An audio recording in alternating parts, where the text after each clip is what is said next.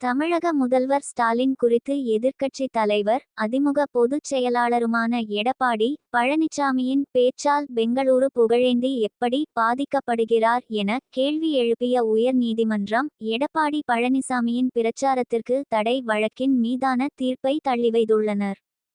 புரட்சி அதிமுக வின் முதன்மை செயலாளரான பெங்களூரு வா. புகழேந்தி தாக்கல் செய்திருந்த வழக்கில் சட்டமன்ற தேர்தல் பிரச்சாரத்தின் போது ஸ்டாலின் மற்றும் உதயநிதிக்கு எதிராக எடப்பாடி பழனிசாமி அவதூறு பிரச்சாரம் மேற்கொள்வதாக குறிப்பிட்டுள்ளார். பல்வேறு அரசியல் கட்சி தலைவர்களையும் அவதூறாக பேசியதாக கூறி எடப்பாடி பழனிசாமி மீது தகுந்த நடவடிக்கை எடுக்க உத்தரவிட வேண்டும், பிரச்சாரம் செய்ய தடை விதிக்க வேண்டும் என கேட்டுக்கொண்டிருந்தார்.